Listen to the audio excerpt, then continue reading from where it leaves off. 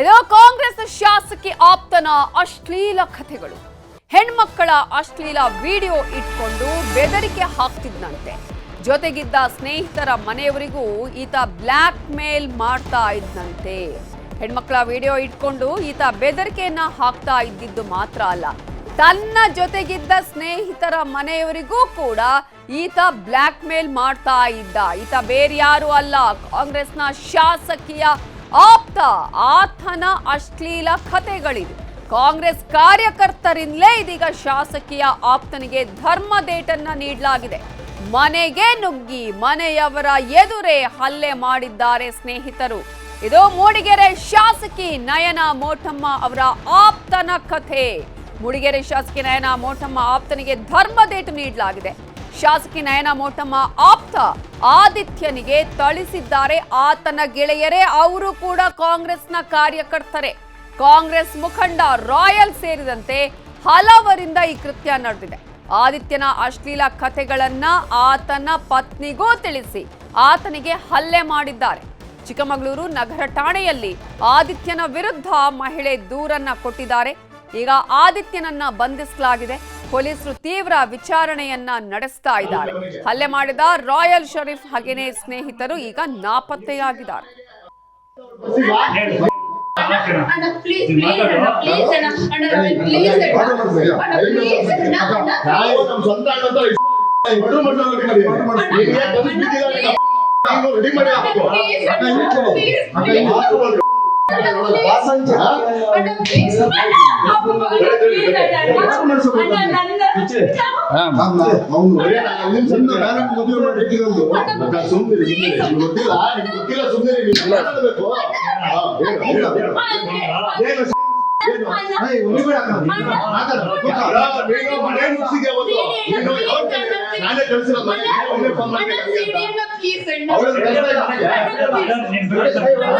ಎಲ್ಲರೂ double game ಮಾಡಿದ್ರಲ್ಲ ನಿಂತವ್ರಿಗೆ ಯಾರು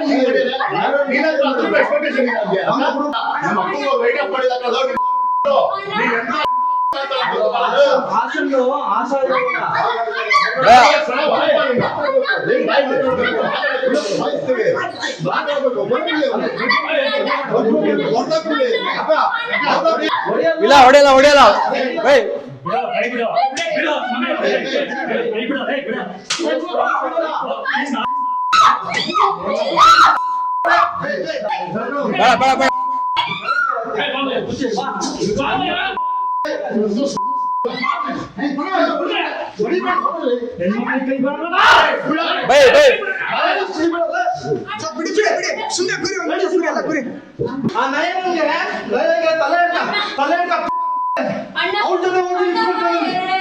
ಅವ್ರು ಇವ್ರು ತಲೆ ಹಿಡಿಯೋದು ಇವ್ರು ನಾವು ರೆಡಿ ಮಾಡೋದು ನಮಗೆ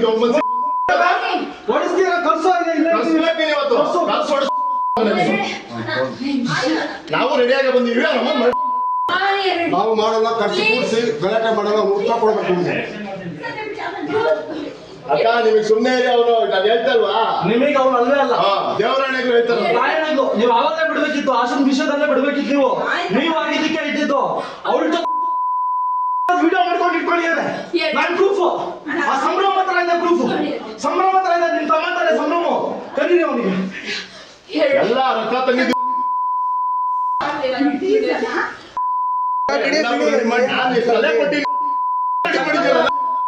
ಚಕ್ಕರ್ ತರ ಕೂತಿದ್ದಾರೆ.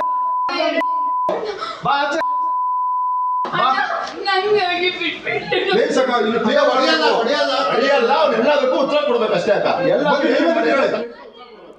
ಇದೇ ವಿಚಾರಕ್ಕೆ ಸಂಬಂಧಪಟ್ಟ ಹಾಗೆ ಇನ್ನಷ್ಟು ಅಪ್ಡೇಟ್ಸ್ ಕೊಡೋದಕ್ಕೆ ನಮ್ಮ ರಿಪೋರ್ಟರ್ ಯೋಗೇಶ್ ಕಾಮೇನಹಳ್ಳಿ ಈಗ ಫೋನ್ ಸಂಪರ್ಕದಲ್ಲಿ ಜಾಯ್ನ್ ಆಗಿದ್ದಾರೆ. ಯೋಗೇಶ್, ಈಗ ಶಾಸಕಿ ನಯನಾ ಮೋಟಮ್ಮ ಅವರ ಆಪ್ತನ ಮೇಲೇನೆ ಅಶ್ಲೀಲ ವಿಡಿಯೋಗಳನ್ನು ಇಟ್ಕೊಂಡಿರೋದು, ಬ್ಲ್ಯಾಕ್ ಮೇಲ್ ಮಾಡಿರುವಂತಹ ಒಂದು ಆರೋಪ ಕೇಳಿ ಬಂದು ಕಾಂಗ್ರೆಸ್ ಕಾರ್ಯಕರ್ತರೇ ಅಲ್ಲಿ ಆತನ ಮೇಲೆ ಥಳಿಸಿದ್ದಾರೆ. ಈಗ ಪ್ರಕರಣ ಕೂಡ ದಾಖಲಾಗಿದೆ, ಅರೆಸ್ಟ್ ಮಾಡಲಾಗಿದೆ. ಪೊಲೀಸರ ವಿಚಾರಣೆಯಲ್ಲಿ ಈತ ಏನೆಲ್ಲ ಬಾಯ್ಬಿಟ್ಟಿದ್ದಾನೆ, ಏನೆಲ್ಲ ವಿಚಾರಗಳು ಈಗ ಗೊತ್ತಾಗಿದೆ ಪೊಲೀಸರಿಗೆ ತನಿಖೆಯಲ್ಲಿ?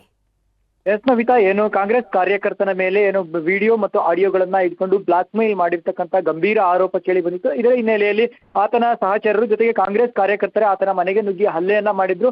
ಈ ಸಂಬಂಧವಾಗಿ ಏನು ಬ್ಲಾಕ್ ಮೇಲ್ ಮಾಡಿದ ಸಂಬಂಧವಾಗಿ ಚಿಕ್ಕಮಗಳೂರು ನಗರ ಠಾಣೆಯಲ್ಲಿ ಏನು ದೂರನ್ನು ಕೂಡ ದಾಖಲಿಸಲಾಗಿತ್ತು.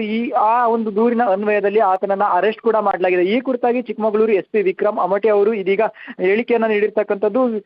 ನಿನ್ನೆ ಸಂಜೆ ಮಹಿಳೆಯೊಬ್ಬರು ಚಿಕ್ಕಮಗಳೂರು ನಗರ ಠಾಣೆಯಲ್ಲಿ ತಮ್ಮ ಫೋಟೋ ಮತ್ತು ವಿಡಿಯೋಗಳನ್ನ ಹಿಡ್ಕೊಂಡು ಎಡಿಟ್ ಮಾಡಿ ಬ್ಲಾಕ್ ಮೇಲ್ ಮಾಡ್ತಿದ್ದಾರೆ ಅನ್ನೋ ಒಂದು ಆರೋಪದ ಮೇಲೆ ದೂರನ್ನ ನೀಡಿದ್ದಾರೆ. ಆ ಮಹಿಳೆಯ ದೂರಿನ ಆಧಾರದ ಮೇಲೆ ನಾವೀಗ ಆರೋಪಿಯನ್ನ ಅರೆಸ್ಟ್ ಮಾಡಿದ್ದೇವೆ. ಆತ ಏನು ತುಮಕೂರಿನ ಲಾಡ್ಜ್ ಒಂದರಲ್ಲಿ ಈಗ ಆತನನ್ನ ಅರೆಸ್ಟ್ ಮಾಡಿದ್ದೇವೆ ಅನ್ನೋ ಒಂದು ಮಾಹಿತಿಯನ್ನು ನೀಡಿರ್ತಕ್ಕಂಥದ್ದು. ಈಗಾಗಲೇ ಆತನ ಮೇಲೆ ಕ್ರೈಮ್ ನಂಬರ್ 182 ಅಡಿಯಲ್ಲಿ ಏನು ಪ್ರಕರಣವನ್ನ ಕೂಡ ದಾಖಲಿಸಿಕೊಂಡು ಇದಾಗಿರ್ತಕ್ಕಂಥದ್ದು.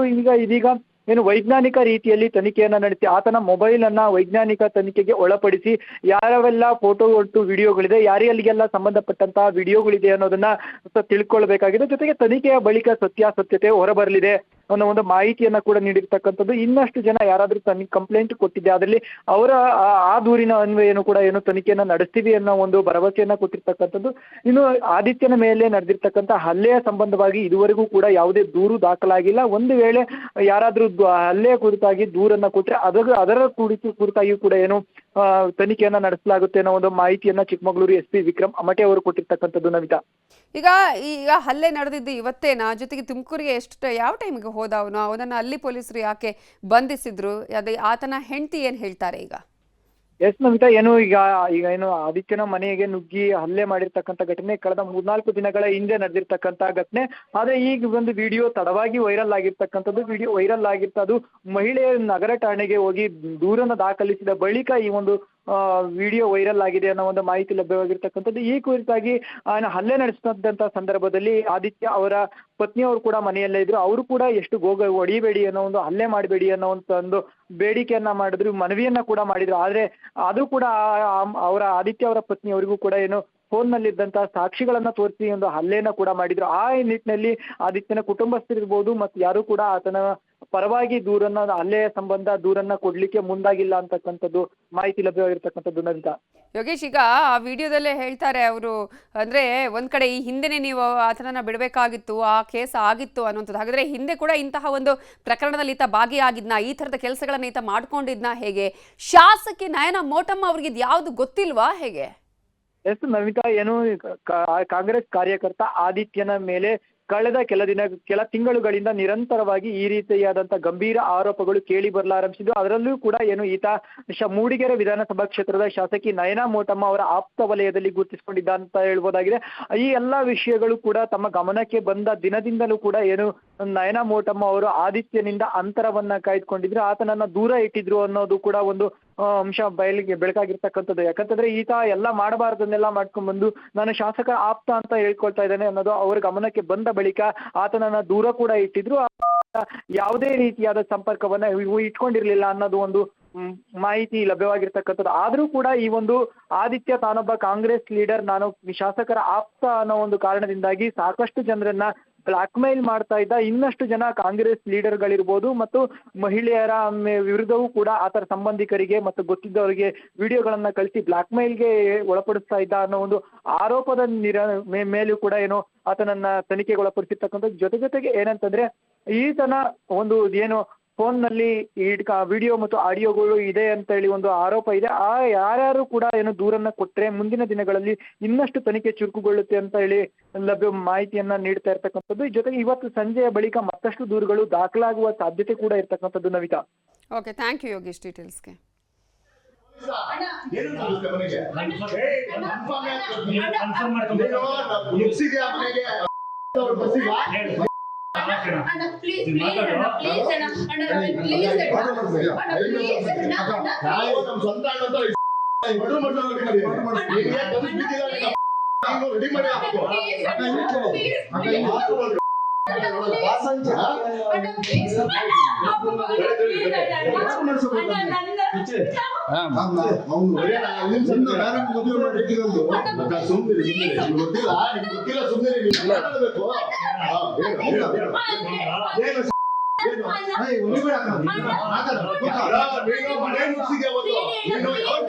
ನಾನೇ ಕಳಿಸಿರೋ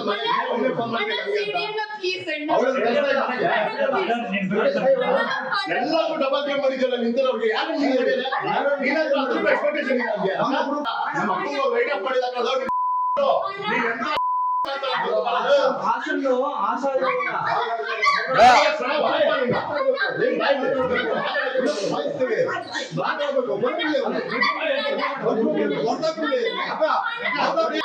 ಇಲ್ಲ ಹೊಡೆಯಲ್ಲ ಹೊಡೆಯಲ್ಲ ಬೈ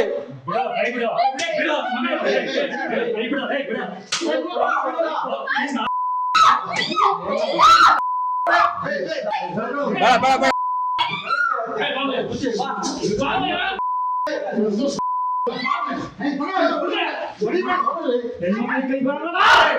ಬೈ ಬೈ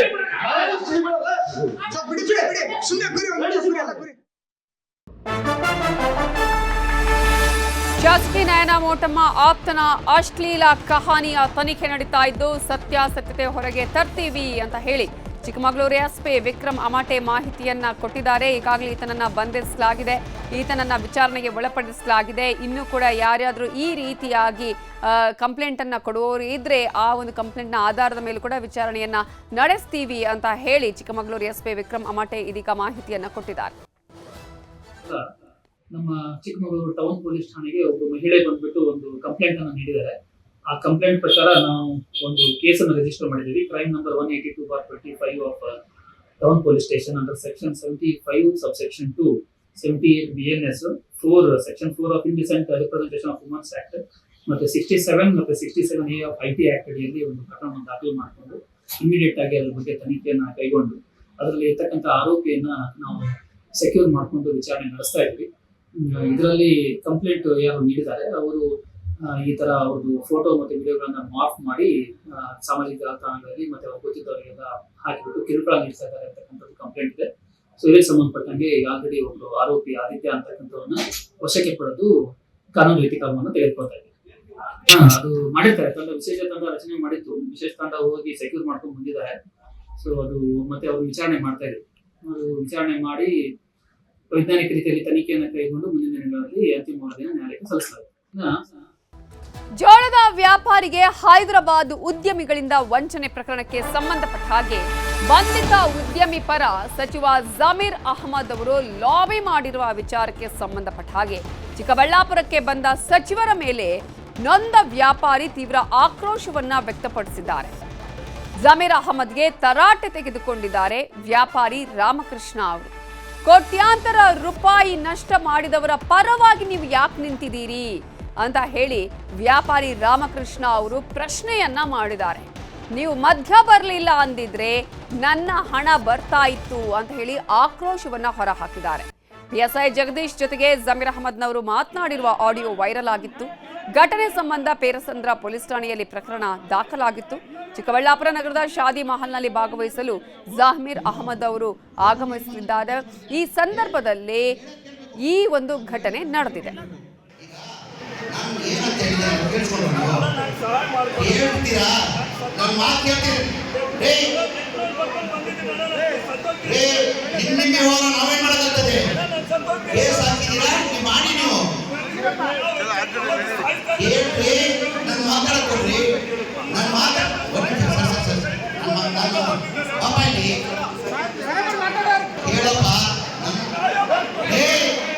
ಯಾರೋ ಬಂದು ಹೇಳಿದ್ರು ಈ ತರ ನಿಮ್ಮ ಹೆಸರೇನು ರೆಡ್ಡಿ ಅಂತ, ರಾಮಕೃಷ್ಣ ಅವ್ರ ತವ ದುಡ್ಡು ತಗೊಂಡಿದ್ದಾರೆ, ತಗೊಂಡಿರೋದು ನಿಜ ಕಣಪ್ಪ, ಅದು ಅವ್ರು ಹೇಳೋಷ್ಟು ಅಷ್ಟು ದುಡ್ಡು ತಗೊಂಡಿಲ್ಲ, ಹೇಳ್ರಿ ನಾನು ಹೇಳಿದ್ದೀನಿ, ಹೇಳ್ರಿ ನ್ಯಾಯ ಕೊಡಕ್ಕೆ ಕೋರ್ಟ್ ಇದೆ, ಪೊಲೀಸ್ ಇದೆ, ನೀವು ನ್ಯಾಯ ಕೊಟ್ಟೆ ಕೊಡ್ತಾರೆ, ಯಾವನಿದ್ರು ಅನ್ಯಾಯ ಯಾರು ಮಾಡಲ್ಲ, ಹೇಳ್ರಿ ಕೇಳಕ್ಕೆ ಕೇಳಿ.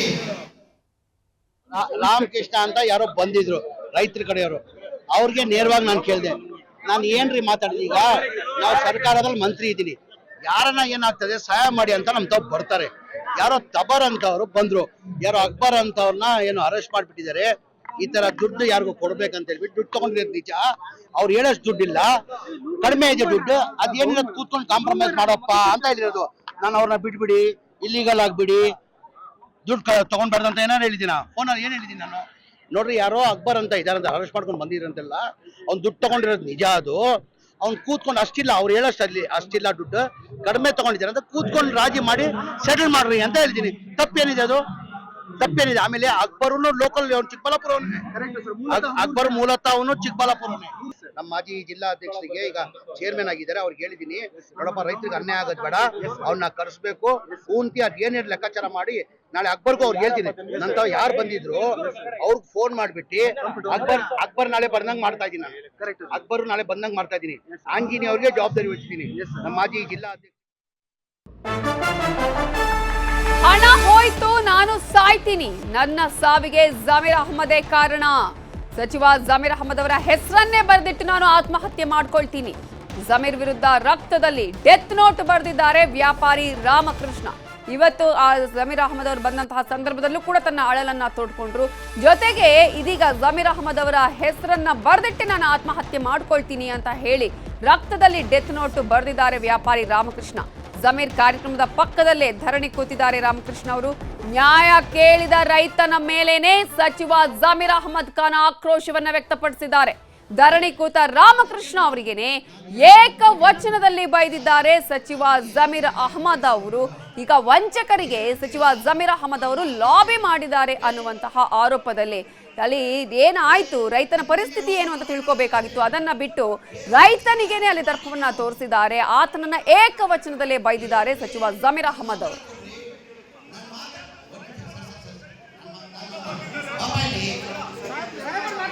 ಇದೇ ವಿಚಾರಕ್ಕೆ ಸಂಬಂಧಪಟ್ಟ ಹಾಗೆ ಇನ್ನಷ್ಟು ಡೀಟೇಲ್ಸ್ ಕೊಡೋದಕ್ಕೆ ನಮ್ಮ ರಿಪೋರ್ಟರ್ ದತ್ತಾತ್ರೇಯ ಈಗ ಫೋನ್ ಸಂಪರ್ಕದಲ್ಲಿ ಜಾಯ್ನ್ ಆಗಿದ್ದಾರೆ. ದತ್ತಾತ್ರೇಯ, ಸದ್ಯಕ್ಕೆ ಏನಾಗ್ತಾ ಇದೆ ಈ ವಿಚಾರದಲ್ಲಿ?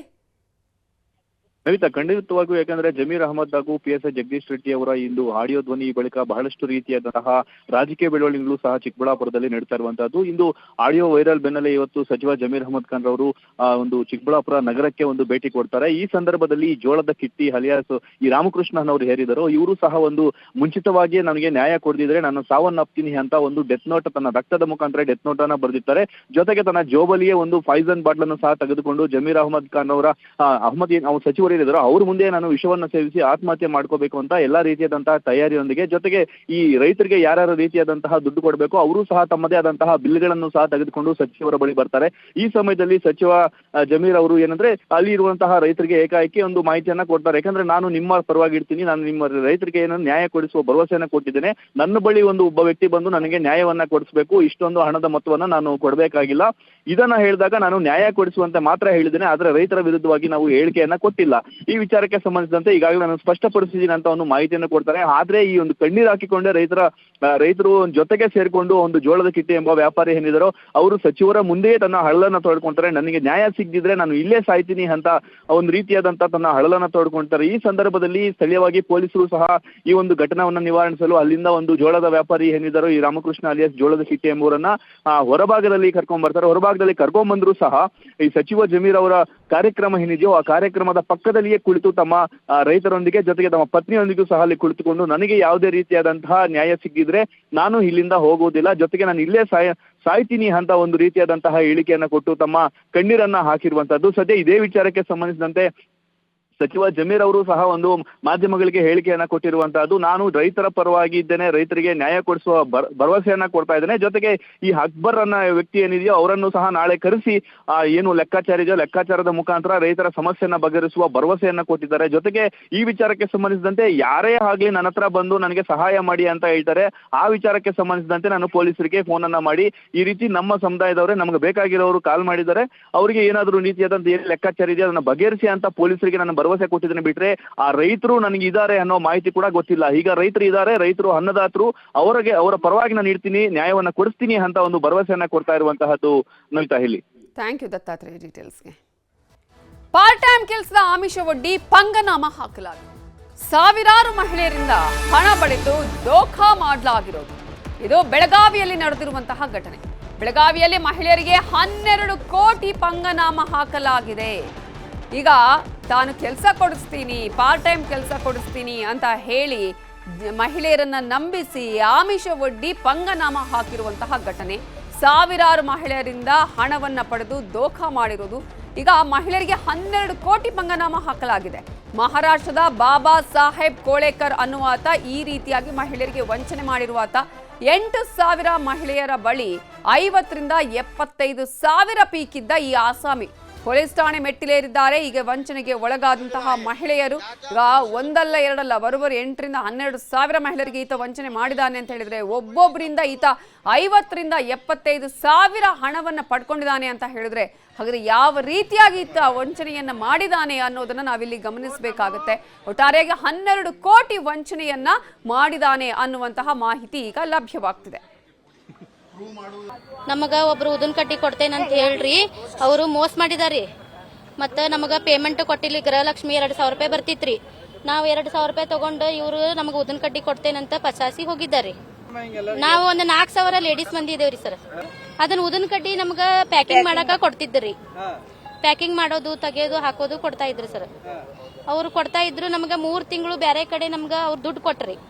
ಪೇಮೆಂಟ್ ಬರುತ್ತೆ ಅಂತ ನಾನು ತೆಗದೆ ಸರ್. ಒಂದ್ಸಲನು ಪೇಮೆಂಟ್ ಕೊಡ್ಲಂಗೆ ಅವರು ಪಶಾರಾಗಿ ಹೋಗಿದ್ದಾರೆ ಸರ್. ನಿಮ್ ಕಡೆ ಕೊಡ್ತೇನಂತ ಬಂದ್ರಿ, ನಮಗ್ ಪಶಾಸ್ರಿ 2 ಸಾವಿರ ತುಂಬ್ಕೊಂಡಾರಿ ಸರ್ ಅವ್ರ. ಮತ್ತ ಎಲ್ಲಾರು ಬಂದ 2 ಸಲ ಅವ್ರ ಪೇಮೆಂಟ್ ಕೊಟ್ಟಾರೆ. ಆಸೆ ಮಾಡಿ ಹೆಣ್ಮಕ್ಳು ಏನ್ ಮಾಡಿದ್ರಿ ಸರ್, ಮತ್ತೂ ಮಾಡ್ಬೇಕಂತ ಅವ್ರ ಆಸೆ ಬಿದ್ದೈತ್ರಿ ಸರ್. ಮತ್ತ ಅವ್ರಿಗೆ ಏನ್ ರೊಕ್ಕ ಕೊಟ್ಟಿಲ್ಲ, ಏನಿಲ್ಲ. ಈಗ 2-3 ಅಡೆ ಆಗಿರು, ಅವ್ರಿಗೆ ಏನ್ ದುಡ್ಡು ಕೊಟ್ಟಿಲ್ಲ, ಏನಿಲ್ಲ. ಅದ್ರ ಸಮಸ್ಯೆ ಆಗಂತ್ಲೇನೆ ಇದು ಎಲ್ಲಾರ ಕಡೆ ಪರಿಚಯ ಆಗೈತ್ರಿ ಸರ್. ಮತ್ತ ಮೀಟಿಂಗ್ ಮಾಡ್ತಿದ್ರ, ಅವಾಗ ಒಬ್ಬೊಬ್ರಿಗೆ 200 ರೂಪಾಯಿ ತಗೋತಿದ್ರಿ ಅವ್ರ ಎಲ್ಲಾರ ಕಡೆಯಿಂದಾರೆ. ಈಗ 5,000 ಮ್ಯಾಲ ಮಂದಿ ಆಗೈತ್ರಿ.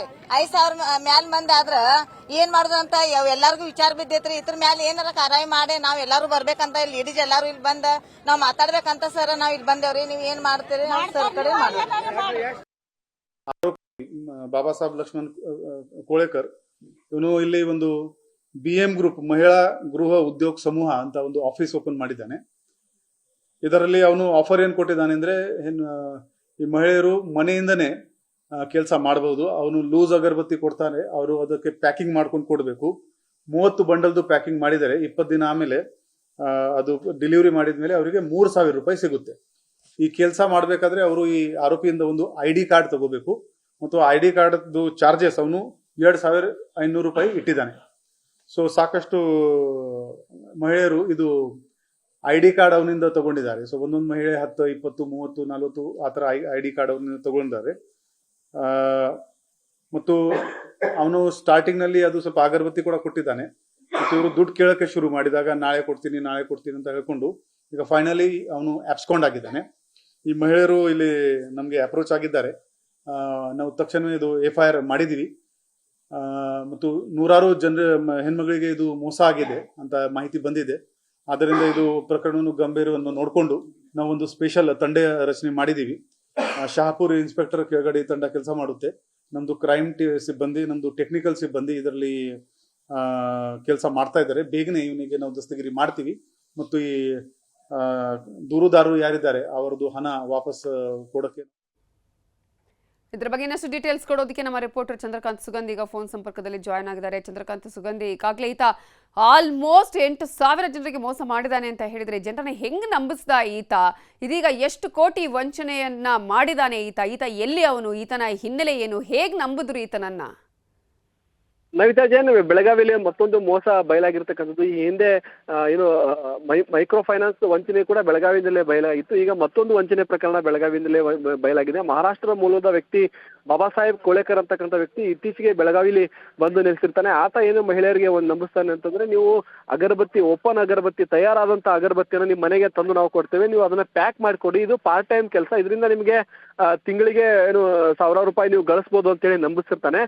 ಇದನ್ನ ನೀವು ಕೆಲಸ ಮಾಡಬೇಕಾದ್ರೆ ಒಂದು ID ಕ್ರಿಯೇಟ್ ಮಾಡಬೇಕು. ಆ ID ಕ್ರಿಯೇಟ್ ಮಾಡಕ್ಕೆ ಸುಮಾರು 2,500 ರೂಪಾಯಿ ಆಗುತ್ತೆ ಅಂತ ಹೇಳಿ ಮಹಿಳೆಯರಿಗೆ ಹೇಳ್ತಾನೆ. ಆಗ ಮಹಿಳೆಯರು ನಂಬಿದಂತಹ ಮಹಿಳೆಯರು ಒಬ್ಬರು ಮಹಿಳೆಯರು ಸುಮಾರು 10 ರಿಂದ 15, ಕೆಲವರು 30-40 ID ಕ್ರಿಯೇಟ್ ಮಾಡಿದ್ದಾರೆ. ಒಂದು ಐಡಿಗೆ 2,500 ರೂಪಾಯಿ ಆಗ್ತಂದ್ರೆ 10 ID ಕ್ರಿಯೇಟ್ ಮಾಡಕ್ಕೆ 25,000, 30 ID ಕ್ರಿಯೇಟ್ ಮಾಡಕ್ಕೆ ಹೀಗೆ 1,000 ರೂಪಾಯಿ ಹಣವನ್ನ ಮಹಿಳೆಯರು ಅದರಲ್ಲಿ ತೊಡಗಿಸಿದ್ದಾರೆ. ಕೆಲ ತಿಂಗಳ ಕಾಲ ನಡೆದಂತಹ ಬಿಸಿನೆಸ್ ಇದು ಕೊನೆಗೆ ಫ್ರಾಡ್ ಅಂತ ಗೊತ್ತಾಗಿದೆ. ಇತ್ತೀಚೆಗೆ ಅವರಿಗೆ ಕೆಲಸನೇ ಸಿಗ್ತಾ ಇಲ್ಲ. ಹೀಗಾಗಿ ಇದರಿಂದ ವಂಚನೆಗೊಳಗಾದಂತ ಮಹಿಳೆಯರು ಈಗ ಪೊಲೀಸ್ ಠಾಣೆಯನ್ನು ಮೆಟ್ಲೇರಿದ್ದಾರೆ. ಬೆಳಗಾವಿಯ ಮಾಳಮಾರುತಿ ಸೇರಿದಂತೆ ಅನೇಕ ಪೊಲೀಸ್ ಠಾಣೆಗಳಲ್ಲಿ ದೂರು ದಾಖಲಾಗಿರ್ತಕ್ಕಂಥದ್ದು. ಬೆಳಗಾವಿ ತಾಲೂಕಿನಾದ್ಯಂತ ಸುಮಾರು 8,000 ಮಹಿಳೆಯರಿಗೆ 12 ಕೋಟಿಯಷ್ಟು ಏನು ಮೋಸ ಆಗಿದೆ ಅಂತಕ್ಕಂಥದ್ದು ಸದ್ಯ ಮೂಲಗಳ ಮಾಹಿತಿ. ಈ ಬಗ್ಗೆ ತನಿಖೆ ಮಾಡಕ್ಕೆ ನಗರ ಪೊಲೀಸರು ವಿಶೇಷ ತಂಡವೊಂದನ್ನ ರಚನೆ ಮಾಡಿದ್ದಾರೆ. ಎಷ್ಟು ದಿನಗಳಲ್ಲಿ ಇದರ ವರದಿ ಬರುತ್ತೆ ಮತ್ತು ಆರೋಪಿಯನ್ನ ಯಾವಾಗ ಬಂಧಿಸ್ತಾರೆ ಅಂತಕ್ಕಂಥದ್ದು ಈಗ ಪೊಲೀಸ್ ತನಿಖೆಯಿಂದ ಕಾದು ನೋಡಬೇಕಿದೆ. ಒಟ್ಟು ಮಹಿಳೆಯರು ನಮಗೆ ಆದಂತಹ ಮೋಸದಿಂದ ನಮಗೆ ಹಣವನ್ನ ವಾಪಸ್ ಕೊಡಿ ಅಂತ ಹೇಳಿ ಈಗ ಬೀದಿಗಿಳಿದು ಪ್ರತಿಭಟನೆ ಮಾಡುವ ಹಂತಕ್ಕೆ ತಲುಪಿದ್ದಾರೆ. ಮನೆಯಲ್ಲಿ ಮನೆಯಲ್ಲಿ ಗೃಹಿಣಿಯರೇ ಅತಿ ಹೆಚ್ಚು ಈ ಒಂದು ಮೋಸದ ಜಾಲಕ್ಕೆ ಬಲಿಯಾಗಿದ್ದಾರೆ. ಯಾಕಂದ್ರೆ ಈಗಾಗಲೇ ಗೃಹಲಕ್ಷ್ಮಿ ಹಣಗಳು ಕೂಡ ರಾಜ್ಯದಲ್ಲಿ ವಿಳಂಬ ಆಗ್ತಿದೆ. ಆ ಗೃಹಲಕ್ಷ್ಮಿ ಬಂದಂತಹ ಹಣವನ್ನ ಕೆಲವರು ಕೂಡ ಇದರಲ್ಲಿ ತೊಡಗಿಸಿದ್ದಾರೆ. ಅವರೆಲ್ಲರೂ ಕೂಡ ಸದ್ಯ ಮೋಸಕ್ಕೆ ಬಲಿಯಾಗಿದ್ದಾರೆ. ನವಿತಾ ಜೈನ್, ಇದು ಹೊಸ ರೀತಿಯ ಮೋಸ ಆಗಿದ್ದರಿಂದ ಪೊಲೀಸರು ವಿಶೇಷ ತಂಡವನ್ನ ರಚಿಸಿ ಈಗ ತನಿಖೆಗೆ ಇಳಿದಿದ್ದಾರೆ. ಥ್ಯಾಂಕ್ ಯು ಚಂದ್ರಕಾಂತ್ ಸುಗಂಧಿ ಡೀಟೇಲ್ಸ್ಗೆ. ಕಾರಿಗೆ ಬೈಕ್ ಟಚ್ ಆಗಿದ್ದಕ್ಕೆ ಕಾರು ಗುದ್ದಿಸಿ ಕೊಲೆ ಮಾಡಲಾಗಿದೆ. ಅಪಘಾತ ಅಂತ ಹೇಳಿ ಈ ಒಂದು ಪ್ರಕರಣವನ್ನ ಬಿಂಬಿಸಲಾಗಿತ್ತು. ಆದರೆ ಇದೀಗ ಈ ಪ್ರಕರಣಕ್ಕೆ ಟ್ವಿಸ್ಟ್ ಸಿಕ್ಕಿದೆ. ಬೆಂಗಳೂರಿನ ಪುಟ್ಟೇನಹಳ್ಳಿ ಬಳಿ ನಡೆದಿರುವಂತಹ ಘಟನೆ ಇದು. ಕಾರಿಗೆ ಬೈಕ್ ಟಚ್ ಆಗಿದೆ ಅಂತ ಹೇಳಿ ಗುದ್ದಿದ್ದಾರೆ. ಮನೋಜ್ ಆರತಿ ದಂಪತಿ ನಡೆಸಿದಂತಹ ಕೃತ್ಯ ಇದು. ಪುಟ್ಟೇನಹಳ್ಳಿ ಪೊಲೀಸರು ಈಗ ದಂಪತಿಯನ್ನ ಬಂಧನಕ್ಕೆ ಒಳಪಡಿಸಿದ್ದಾರೆ. ಸ್ನೇಹಿತ ವರುಣ್ ಜೊತೆ ಬೈಕಲ್ಲಿ ಹೋಗ್ತಾ ಇದ್ದ ದರ್ಶನ್, ಕಾರಿನ ಮಿರರ್ಗೆ ಟಚ್ ಆಗಿತ್ತು ದರ್ಶನ್ ಬೈಕ್. 2 ಕಿಲೋಮೀಟರ್ ಚೇಸ್ ಮಾಡ್ಕೊಂಡು ಹೋಗಿ ಡಿಕ್ಕಿ ಹೊಡೆದಿದ್ದಾರೆ. ಆಗ ದರ್ಶನ್ ಸಾವನ್ನಪ್ಪಿದ್ದಾನೆ. ಮತ್ತೊಬ್ಬ ಸವಾರ ವರುಣ್ಗೆ ಗಂಭೀರವಾಗಿ ಗಾಯ ಆಗಿದೆ. ಸಿಸಿಟಿವಿ ಪರಿಶೀಲನೆಯ ವೇಳೆ ಉದ್ದೇಶಪೂರ್ವಕವಾಗಿಯೇ ಇವರು ಈ ಒಂದು ಕೃತ್ಯವನ್ನ ನಡೆಸಿರೋದು ಬಯಲಿಗೆ ಬಂದಿದೆ. ಪುಟ್ಟೇನಹಳ್ಳಿ ಪೊಲೀಸ್ ಠಾಣೆಯಲ್ಲಿ ಈ ಸಂಬಂಧ ಪ್ರಕರಣ ದಾಖಲಾಗಿದೆ. ಅಪಘಾತದ ಬಳಿಕ ಕಾರು ಸ್ವಲ್ಪ ಮುಂದೆ ನಿಲ್ಲಿಸಿದ್ರು. ಮುಖಕ್ಕೆ ಮಾಸ್ಕ್ ಹಾಕೊಂಡು ಬಂದಿದ್ರು ಈ ದಂಪತಿ. ಕಾರಿನ ಬಿಡಿ ಭಾಗಗಳನ್ನು ಎತ್ಕೊಂಡು ಹೋಗಿತ್ತು ಈ ದಂಪತಿ. ಅಕ್ಟೋಬರ್ 25ರಂದು ನಡೆದಂತಹ ಅಪಘಾತ ಪ್ರಕರಣವನ್ನ ಭೇದಿಸಿದಂತಹ ಪೊಲೀಸರಿಗೆ ಈ ಪ್ರಕರಣದಲ್ಲಿ ಟ್ವಿಸ್ಟ್ ಸಿಕ್ಕಿರೋದು ಗೊತ್ತಾಗಿದೆ. ಬೇಕಂತಾನೆ ಆಕ್ಸಿಡೆಂಟ್ ಮಾಡಿ ಸಾಯಿಸಿರೋದು ಕೂಡ ಈಗ ಬೆಳಕಿಗೆ ಬಂದಿದೆ. ಪವರ್ ಸ್ಟಾರ್ ಪುನೀತ್ ರಾಜ್ಕುಮಾರ್ ಅಗಲಿ ಇಂದಿಗೆ 4 ವರ್ಷ. ಪುನೀತ್ ರಾಜ್ಕುಮಾರ್ ಅವರ 4ನೇ ಪುಣ್ಯಸ್ಮರಣೆ ಹಿನ್ನೆಲೆಯಲ್ಲಿ ಕಂಠೀರವ ಸ್ಟುಡಿಯೋದತ್ತ ಅಭಿಮಾನಿಗಳು ಬೆಳಗ್ಗೆನಿಂದಲೂ ಆಗಮಿಸ್ತಾನೆ ಇದ್ದಾರೆ. ಪುನೀತ್ ಸಮಾಧಿಗೆ ಬಣ್ಣ ಬಣ್ಣದ ಗುಲಾಬಿ ಹೂವಿನ ಅಲಂಕಾರ ಮಾಡಲಾಗಿದೆ. ದೊಡ್ಡಮನೆ ಕುಟುಂಬ ಪುನೀತ್ ಸಮಾಧಿಗೆ ಪೂಜೆಯನ್ನ ನೆರವೇರಿಸಿದೆ. ಅಪ್ಪು ಅಭಿಮಾನಿಗಳು ಕಂಠೀರವ ಸ್ಟುಡಿಯೋ ಬಳಿ ಇಡೀ ದಿನ ಅನ್ನ ಸಂತರ್ಪಣೆಯ ಜೊತೆಗೆ ನೇತ್ರದಾನ, ರಕ್ತದಾನ ಶಿಬಿರಗಳನ್ನು ನಡೆಸಿದ್ದಾರೆ. ರಾಜ್ಯದ ಮೂಲೆ ಮೂಲೆಗಳಿಂದ ಅಭಿಮಾನಿಗಳು ಆಗಮಿಸಿ ಅಪ್ಪುಗೆ ನಮನ ಸಲ್ಲಿಸುತ್ತಿದ್ದಾರೆ. Hey,